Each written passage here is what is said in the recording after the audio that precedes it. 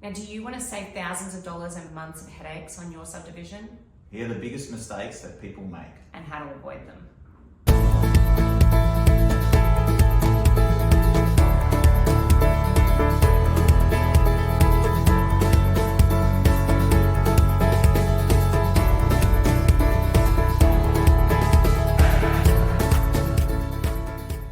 So mistake number one is buying the wrong land. So people get very excited, they've purchased a property, it's a large site, they think they can develop it, but they've done none of their due diligence, which is extremely important.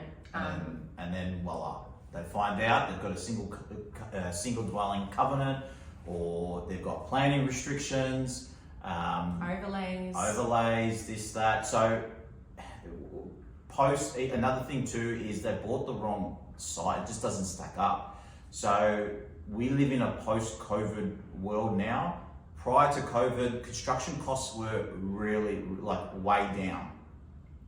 Since past COVID, construction prices have skyrocketed, and Australia, we've learned about how builders have gone bust and all that above, right? So one of the key things is, when we were pre-COVID, many development sites worked because construction costs were, reasonable, and there was still a great demand, and house prices were still increasing, and all the above. So typically you'll find a site, you do your development, and you'll make money. In this world right now, post-COVID, construction prices are still high.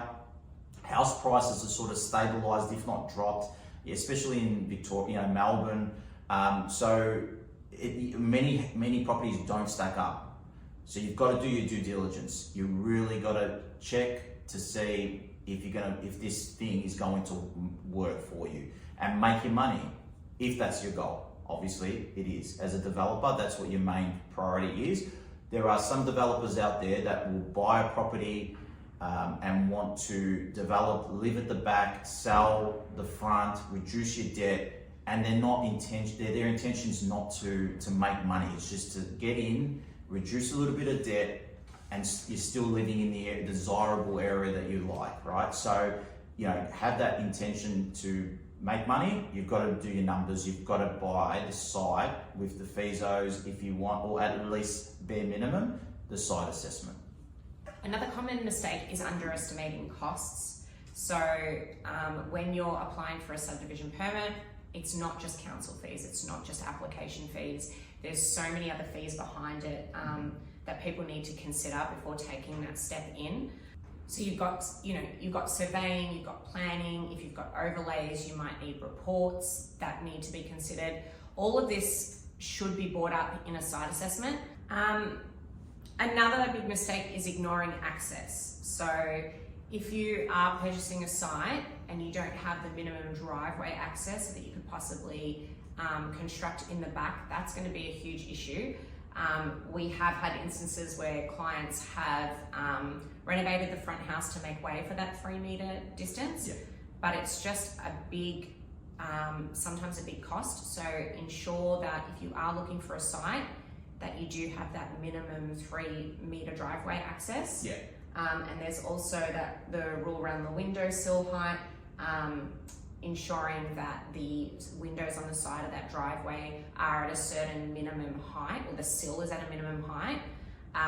That again can be something that you can alter to the front house, but just keep that in mind as extra costs. And look, just touching on what Beck said about the setbacks for the driveway and all that, it's not the end of the world. It still can be achieved, especially if your house is on stumps. On a slab, it's a little bit more of a challenge.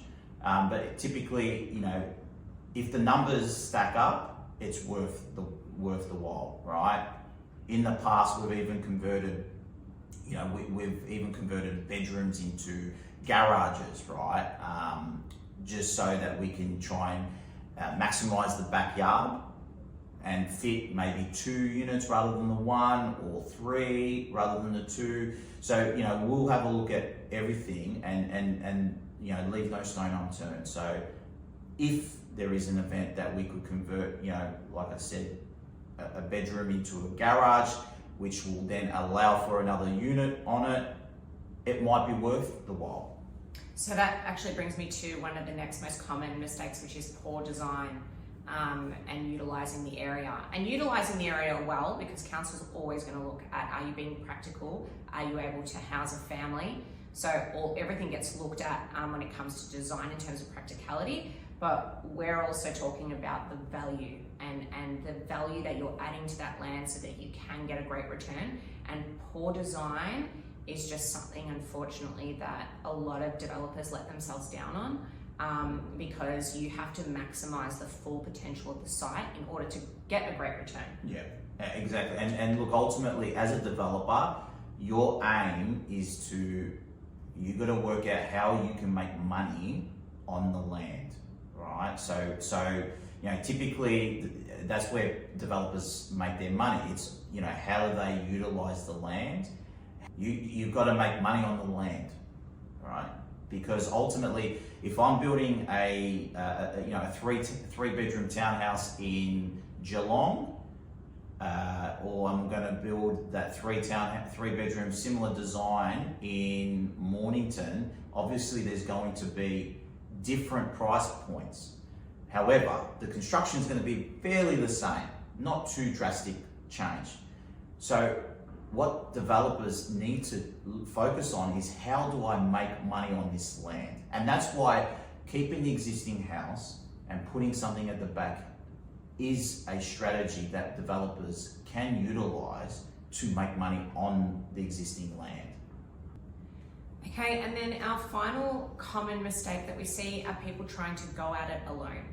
Going at it alone without professionals and support and a team around you that knows exactly what they're doing, without that, you're most likely to get delays or mistakes. So think of it, when you're unwell, you'll go to a doctor and the doctor will help you get better. When it comes to developing, you have to build that team around you, whether it's accountants, lawyers, we call it the A team, where you have that team around you of support to help you get from A to B without those delays. Because when you're a developer, a delay is always money. It's always money. So you have to think ahead and have that strong support system around you so that you are able to get a good return and that you're not wasting money or throwing money away on mistakes. Yeah, get a good accountant. You've got to set up the project in the right way for you, whether it's in a company, whether it's in a trust, or if it's in your personal name. I'm not saying any of those are beneficial for you or not, but typically get the structure correct.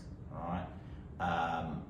Then you'll need, obviously, town planners, do your numbers, you get consultants involved, you've got to get a good builder on board, and then that sort of just helps you move the projects along. And look, and also finance, you've got to get a good broker on board that's going to get you the funds that you need.